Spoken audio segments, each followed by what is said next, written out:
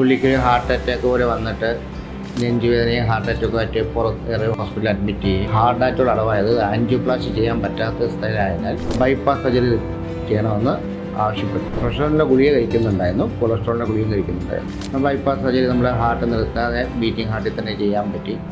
എൻ്റെ പേര് സിറിൽ. ഞാൻ പുത്തമ്പലിക്കര തിരുത്തൂർ എന്ന് പറഞ്ഞ സ്ഥലത്ത് നിന്ന് വരുന്നതാണ്. ഓപ്പറേഷന് വേണ്ടിയിട്ട് എന്നതാണ്.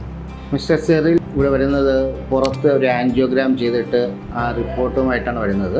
പുള്ളിയുടെ ഹിസ്റ്ററി നോക്കുമ്പോൾ പുള്ളി 3-4 മാസങ്ങൾക്ക് മുമ്പ് പുള്ളിക്ക് ഹാർട്ട് അറ്റാക്ക് പോലെ വന്നിട്ട് നെഞ്ചുവേദനയും ഹാർട്ട് അറ്റാക്കും ആയിട്ട് പുറത്ത് ഹോസ്പിറ്റലിൽ അഡ്മിറ്റ് ചെയ്യും.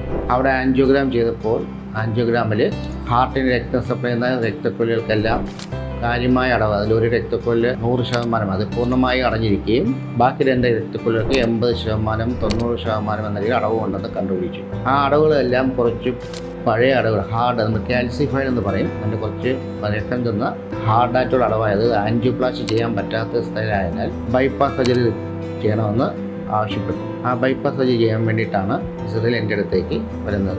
അത് ഹാർട്ടിൻ്റെ പമ്പിങ് കപ്പാസിറ്റി എല്ലാം നോർമലായിരുന്നു. വേറെ യാതൊരു കോംപ്ലിക്കേഷൻ, ഡയബറ്റീസോ പ്രഷറോ അങ്ങനെയുള്ള പ്രശ്നങ്ങളൊന്നുമില്ല. പ്രഷറിൻ്റെ ഗുളിക കഴിക്കുന്നുണ്ടായിരുന്നു, കൊളസ്ട്രോളിൻ്റെ ഗുളിക കഴിക്കുന്നുണ്ടായിരുന്നു. ബൈപ്പാസ് സർജറി നമ്മുടെ ഹാർട്ട് നിർത്താതെ ബീറ്റിംഗ് ഹാർട്ടിൽ തന്നെ ചെയ്യാൻ പറ്റി. ആ സർജറി കഴിഞ്ഞിട്ട് ഫാസ്റ്റായിട്ടുള്ള റിക്കവറി ആയിരുന്നു. പുള്ളി നോർമലി റിക്കവർ ചെയ്യും പോലെ റിക്കവർ ചെയ്ത് ഇന്ന് 4-ാം ദിവസമാണ് ഓപ്പറേഷൻ കഴിഞ്ഞിട്ട് 4-ാം ദിവസം. അതായത് നമുക്ക് ICUയിലെല്ലാം മൊബിലൈസ് ചെയ്ത് നടത്തിച്ചതിന് ശേഷം ഇന്നത്തേക്ക് വാർഡിലേക്ക് മാറ്റാൻ പറ്റിയിട്ടുണ്ട്. നാളെ നമ്മൾ പ്ലാൻ ചെയ്യുന്ന നാളത്തെ ദിവസം ബാത്ത് കൊടുക്കുക, കുളിപ്പിക്കുക, ക്ലീനാണ് ഇന്ന്. നാളത്തേക്ക് കുളിപ്പിച്ചതിന് ശേഷം ബാക്കി ടെസ്റ്റ്, എക്സ്റേയും എക്കോയും ബ്ലഡ് ടെസ്റ്റെല്ലാം നോർമലാണെങ്കിൽ മിസ്റ്റർ സിറിലിൻ്റെ നാളത്തേക്ക് തന്നെ വീട്ടിൽ പോകാൻ പറ്റും. ഇപ്പോഴത്തെ അവസ്ഥയിൽ സിറിലിൻ്റെ recovery very good, excellent recovery ആയിട്ടാണ്. ഹോസ്പിറ്റലിൽ വന്നിട്ട് ഈ സാറാണ് എല്ലാ കാര്യങ്ങളും ഞങ്ങളോട് പറഞ്ഞത്. ഭംഗിയായിട്ട് എല്ലാ കാര്യവും ചെയ്തിരുന്നു.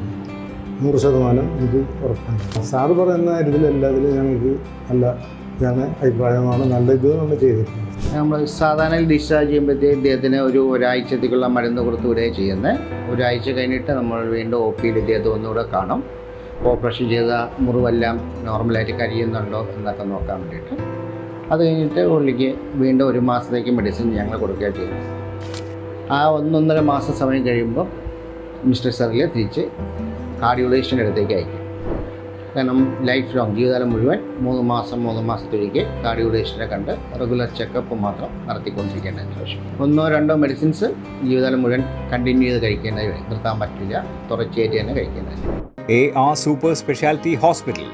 Your health, our priority.